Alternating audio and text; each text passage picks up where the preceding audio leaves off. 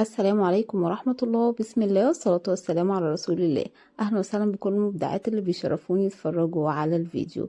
أنا تغريد سيد، ودي صفحة وقناة كروشيه توتا والمبدعات. إن شاء الله النهاردة هنشتغل مع بعض الكوفية دي. أنا نزلت الصورة على الجروب كروشيه توتا والمبدعات، وكتير طلب مني أنفذ الكوفية، بس بصراحة لما جيت أنفذها بنفس الأنماط اللي موجودة جنب الصورة ما ظبطتش وما طلعتش حلوة، والبترونات فيها حاجة غلط، بس انا معرفتش اوصل لها. فانا اجتهدت وحاولت اعمل لكم نفس المربعين بامر الله، تقريبا نفس الشكل بس بطريقة اسهل في ترتيب الغرز، ويعني الشكل قريب جدا بامر الله. هشرح لكم بالتفصيل وازاي تقدري تنفذيه بكل بساطة ان شاء الله. تعالوا نسمي الله ونشتغلها مع بعض ونشوف هنشتغلها ازاي. بس قبل ما نشتغل قوليلي من اي بلد بتشوفيني، وكمان لو حابة تنفذيها هتنفذيها ان شاء الله كوفية ولا شال ولا هتعملي منها بطانية. نسمي الله ونبدأ على طول ونشوف هنشتغل ازاي. هنسمي الله ونبدأ. انا هنا معايا خيوط لازم سمكها يكون زي بعض. استخدمي بقى نوع الخيط اللي تحبيه، اي نوع خيط تحبيه، اهم حاجه يبقى اللون يعني سمك الخيط زي بعض. لو انت هتعمليها يعني عاوزاني اقترح عليكي خيوط: هيمالايا افريداي، برنسس سوفتي، اليس بيبي بيست، ممكن اوليفيا سمارت ستار اللي هو طالع جديد، وممكن برضو في خيط نانا تريكو نازل برضو جديد، نانا انتي بولينج تقريبا اسمه، شالة 100 جرام، برضو ناس اشتغلوا بيه وقالوا كويس. تمام. انا هنا بصراحة ما كانش عندي لون احمر نفس سمك الخيط اللون الاوف وايت، كان ارفع فاشتغل على فتلتين، بس انت الافضل انك تشتغلي بنفس نوع الخيط.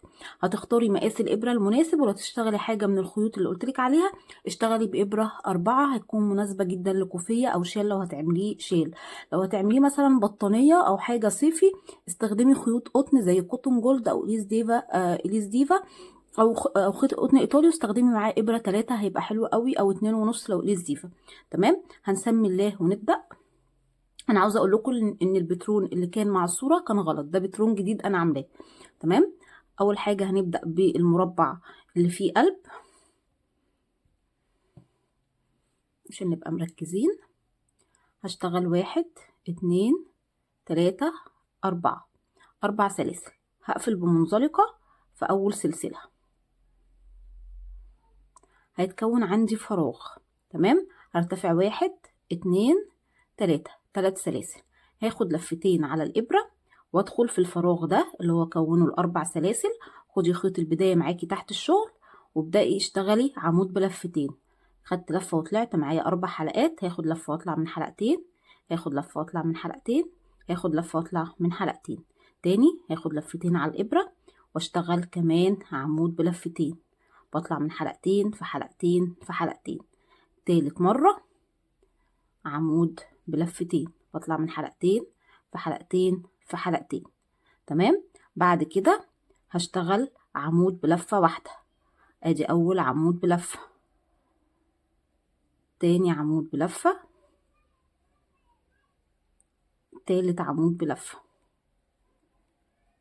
الشكل ده كده. بعد كده سلسلة واشتغل عمود بلفتين، سلسلة، عمود بلفة، تاني عمود بلفة،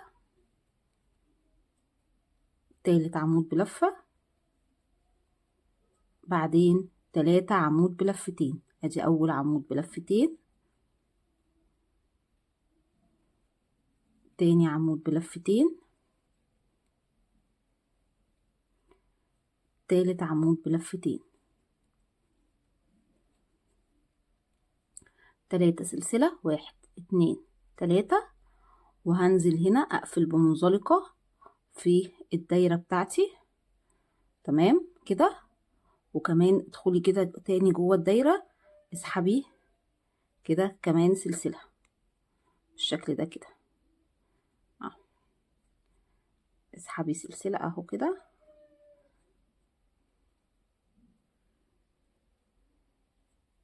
بالشكل ده، وقصي الخيط بتاعك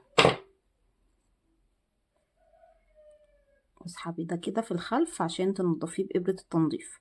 هنا نضفي اول باول، ما تخليش عندك خيوط زيادة، لان لو لقيتي شغل المربعات ده بالذات لو عندك خيوط زيادة هيقرفك في التنظيف، فافضل شيء انك تنضفي اول باول. ادخلي كده تحت الغرز بإبرة التنظيف بتاعتك ودخلي الخيط نضفيه. انا في الخلف تمام كده. نضفتي قصي الزيادة. لازم تنضفي المربعات بتاعتك اول باول في شغل المربعات دي، عشان ما تلاقيش عندك كمية تنظيف ويبقى الشغل عندك بايخ وهيقرفك بجد والله. تمام بالشكل ده كده انا عملت القلب. هجيب بقى الخيط الاوف وايت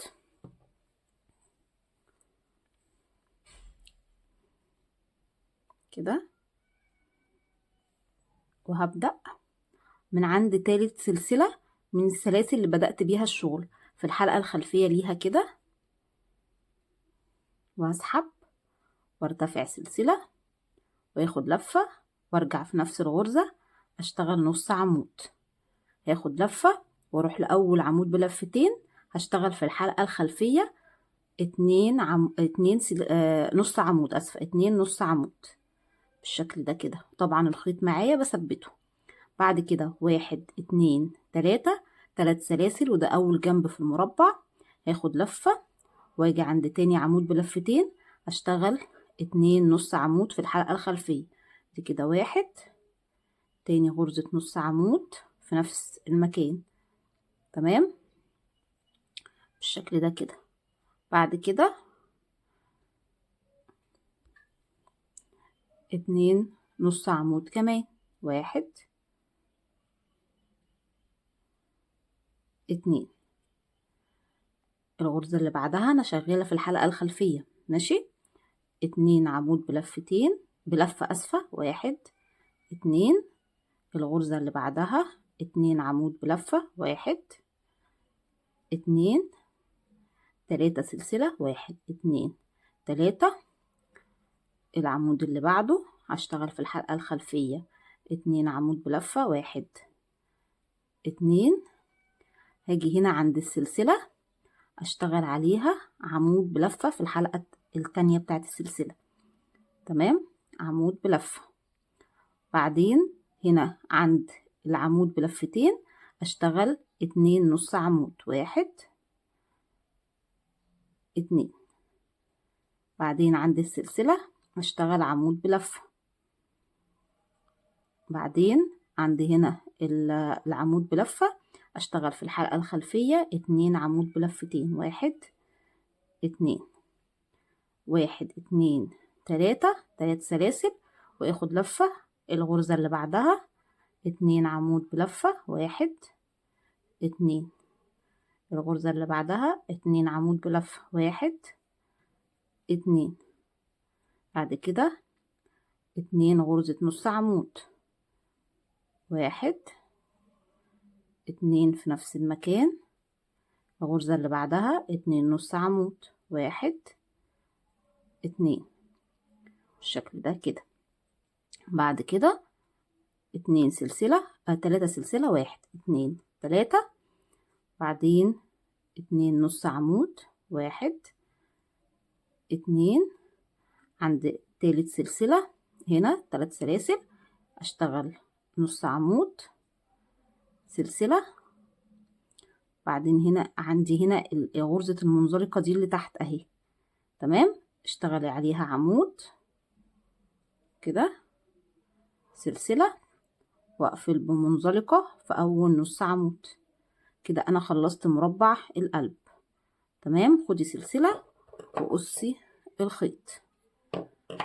تمام الافضل انك انتي تثبتي الخيط على طول كده في الظهر، يعني انا افضل كده. وممكن تاخديه معاكي في الشغل وانت شغاله. انا هنضف المربع ده كده، هثبت الخيط في الظهر كده اهو تحت الغرز، وهوريكي برضو لو انت هتسيبيه هتنضفيه ازاي عشان يبقى ايه اللي يريحك فيهم اعمليه. تمام كده كده انت خلصتي المربع بتاعك. زي ما قلت لك نضفي اول باول، نضفي اول باول شغلك افضل حاجه. تمام كده انت عملتي مربع الايه القلب. ده كده القلب. طبعا لو هتعمليه على مشد هيبان اكتر وهيبقى الطف بكتير. هنبدأ نعمل المربع التاني، سهل خالص وبسيط، ابسط من القلب. 1 2 3 4، 4 سلسلة. هقفل بمنزلقة في اول سلسلة، اتكون عندي دايرة. تمام. هرتفع سلسلة وادخل داخل الدايرة دي، اشتغل حشو. هدخل في الضلع التاني لغرزة الحشو، اخد لفة واطلع، معايا حلقتين، هاخد لفة واطلع من حلقتين. كده انا عملت اول عمود. بعد كده هاخد لفة واشتغل كمان 3 عمود. 1 2 3. كده انا عندي 4 غرز عمود. هشتغل 3 سلسلة، 1 2 3، وارجع اشتغل 4 عمود. 1 2 3 4. 3 سلسلة، 1 2 3، وارجع اشتغل تاني 4 عمود. 1 2 3 4. 3 سلسلة، 1 2 3 و4 عمود. 1 2 3 4. 3 سلسلة. هنا بقى مش هعمل 3 سلسلة، بصوا انا هقفل ازاي. هعمل سلسلة واخد لفة واروح عند اول غرزة عمود اشتغلتها اهي. ده كده، ادي كده 1 2 3، ده كده غرزة اول عمود اهو. هدخل فيه، اخد لفة واطلع، معايا 3 حلقات، هاخد لفة واطلع من 3 حلقات. عملت كده نص عمود عشان ابقى في نص السلاسل. في نص السلاسل اشتغل في الكورنر على طول. هرتفع سلسلة وادخل في نفس المكان اشتغل حشو. هدخل في الضلع التاني لغرزة الحشو كده، اشتغل كمان يعتبر فوقيها حشو. بعدين هشتغل عمود وارجع. هنا عندي 4 عمود، فكل عمود هشتغل عليه عمود. 1 2 3 4. الفراغ هشتغل 1 2 3 سلسلة، 1 2 3، وارجع تاني في نفس المكان اشتغل 2 عمود. 1 2. عندي 4 غرز عمود، كل عمود هشتغل عليه عمود بلفة. 1 2 3 4. عندي فراغ ال3 سلاسل، هشتغل 1 2 سلسلة 2 عمود بلفة، 3 سلسلة، 2 عمود بلفة تاني. 1 2 3، اسفة 2 بس. تمام. عند العمود كل عمود هشتغل عليه عمود، كل عمود بلفة هشتغل عليه عمود بلفة.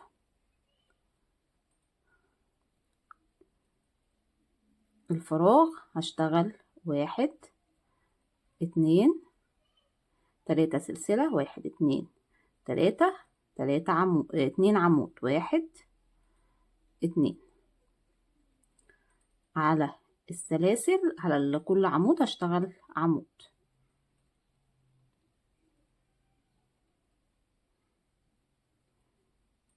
الشكل ده كده. عند الفراغ اشتغل 2 عمود، 1 2 3 سلسلة، 1 2 3، واقفل بمنزلقة في اول عمود كده، وقصي الخيط زي ما قلت لك. الافضل انك تنضفي. تمام. هتفضلي بقى تشتغلي على حسب العدد اللي انت محتاجاه عندك. طيب بنشبك ازاي؟ بصي انت لو جيتي حطيتيهم هتلاقي المربعين قد بعض اهو. مربعين قد بعض اهو اهو. تمام. مربعين قد بعض بالظبط. خلاص.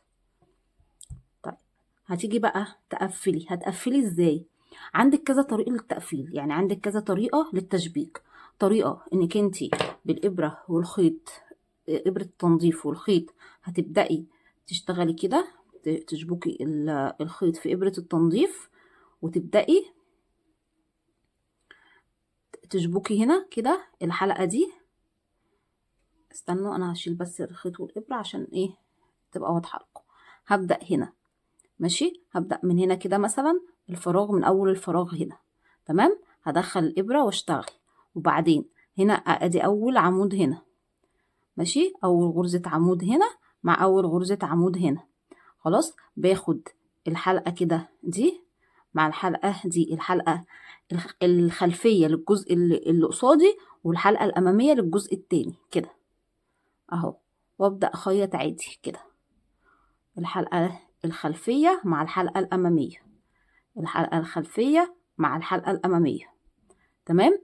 في طريقة تانية بيعملوا ايه، ببدأ كده ادخل هنا كده كده، هنا ما بين الغرز كده، الغرزة دي ما بين حرف الفي والحرف الفي اللي بعده كده، واروح طالعة واروح هنا ما بين اول برضو غرزتين كده واشبك كده. تمام. انا ما بحبش التشبيك بالطريقة دي، انا بحب اشبك بايه، بابرة الكروشيه والخيط.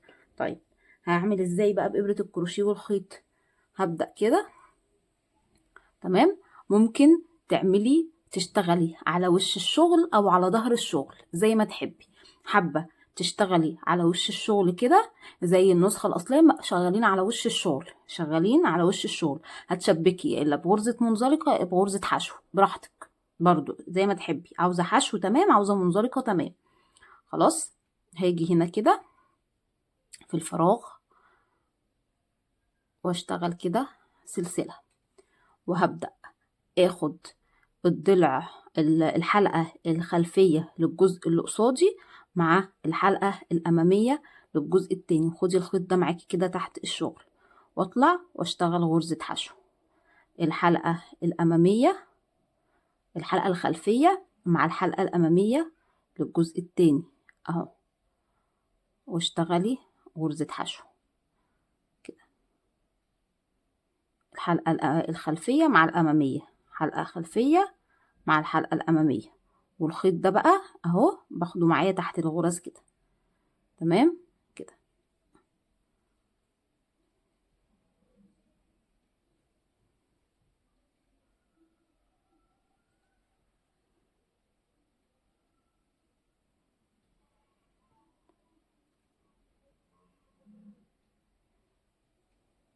تمام. وصلت للفراغ هشتغل فيه حشو برضو تمام، واعمل سلسلة كده اهو. بصي ده كده الشكل عندي تمام. هاجي هنا اجيب المربع التاني، هيبقى مربع فاضي فوقيه قلب، ومربع قلب فوقيه مربع فاضي كده. خلاص هاجي كده اهو، اروح هو مربع فمن اي ناحية انت القلب بس هو اللي بتظبطيه، المربع بالنسبة للمربع من اي جزء. ده كده ايه الخيط اللي كان بتاع البداية اهو، هاخده معايا من هنا عشان تشوفيه لو انت ما نضفتهوش، اللي هو نهيتي بيه الشغل. عملت سلسلة، هاجي عند الفراغ واشتغل حشو، وهبدأ هنا عندي هنا اهو كده، ده العمود الغرزة بتاعته اهي، هاخدها مع العمود التاني اهو، الحلقة الأمامية حشو، واللي بعده كده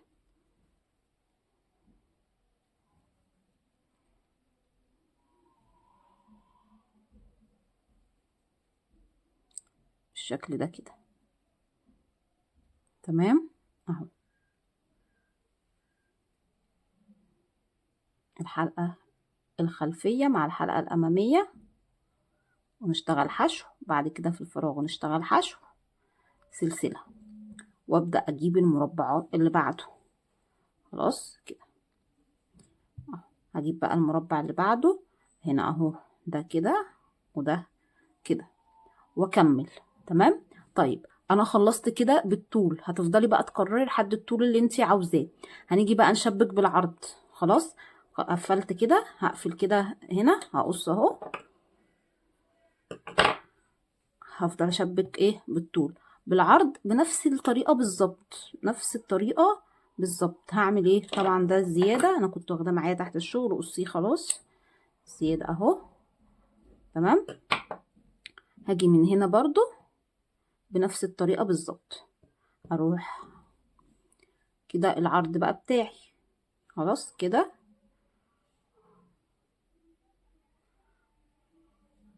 سلسله، وابدا هنا الحلقه الاماميه اسفل الحلقه الخلفيه، الحلقه الخلفيه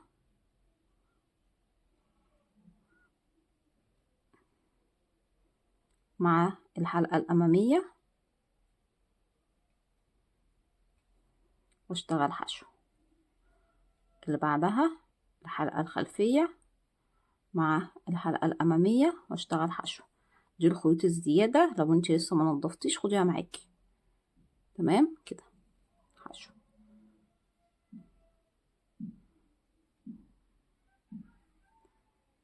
حشو.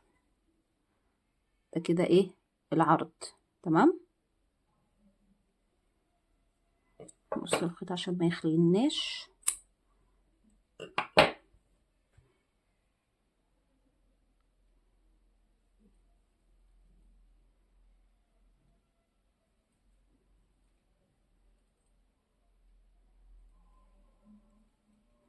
وصلت للفراغ، هشتغل برضو حشو وسلسلة، واروح للفراغ اللي بعده كده، وهبدأ اشتغل برضو الحلقة الامامية مع الحلقة اسفل الحلقة الخلفية. انا بتلخبط على طول. الحلقة الخلفية مع الحلقة الامامية، الحلقة الخلفية مع الحلقة الامامية، الحلقة الخلفية مع الحلقة الامامية،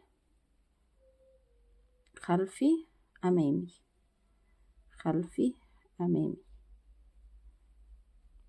خلفي امامي، خلفي امامي، خلفي امامي، خلفي امامي. بعدين حشو، سلسلة. طبعا هيكون معاكي مربع تاني هتكملي بالشكل ده كده. ده تقريبا نفس شكل الصورة، هم عاملين براويز حوالين الايه المربع، يعني عاملينها بارزة بحيث ان يبقى شكل برواز كده ومن الخلف كده. طيب لو نفترض بقى ان انت خلاص وصلتي للطول والعرض اللي انت عاوزاه للكوفيه بتاعتك، احنا كده عملنا بالطول وبعدين بقى جمعنا ايه بالعرض. هنعتبر ان احنا هنا عندنا 3 مربعات ووصلنا للعرض. مع اخر سطر انت اشتغلتيه في العرض بتاع الكوفيه بعد ما جمعتي كده تمام، هتعملي ايه بقى؟ هنبدأ نعمل اطار حوالين الكوفيه داير ما يدور. فهنعمل ايه كده؟ احنا المفروض عملنا سلسله اهي، هنعمل سلسله. تمام. هنيجي هنا كان عندنا ايه 3 سلاسل. سلسله ايه اشتغلنا عليها حشو، وفاضل سلسله كمان، وعندنا كمان سلسله. هنروح جايين عند السلسله هنا اهي، دي السلسله التانية اللي هي قبل العمود على طول، قبل هنا اهي. اشتغلي عليها كده 2 حشو في الحلقه الخلفيه، في الحلقه الاماميه اسفه، في الحلقه الاماميه. انا اشتغلت في الحلقه الخلفيه، لا في الحلقه الاماميه للسلسله. 1 2. والغرزة اللي بعدها انا عندي هنا اهو كده 8 غرز، 8 غرز. فهشتغل على كل غرزة في الحلقة الامامية غرزة حشو. 1 2 3 4 5 6 7 8. 8 غرز بتوع المربع. هيجي عندي هنا بقى كده ايه ده الجنب ماشي. ده ايه؟ انا طول ما انا شغالة عندي هنا كده اهو دولت بشتغل ايه على السلسلة 2 غرزة حشو.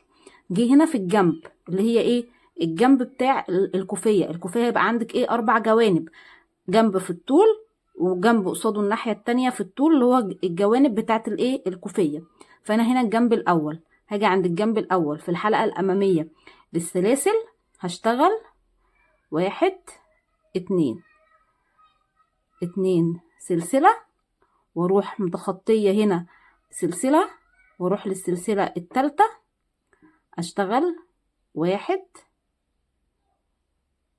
2. هرجع تاني عندي المربع 8 غرز، ادي 1 2 حشو في الحلقة الامامية، 3 4 5 6 7 8. تمام.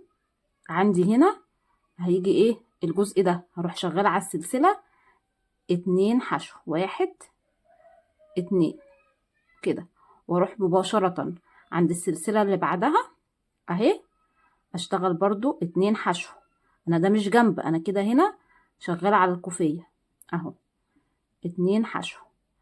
عندي 8 غرز، فاشتغل على الحلقة الامامية 8 غرز حشو، 1 2 3 4 5 6 7 8.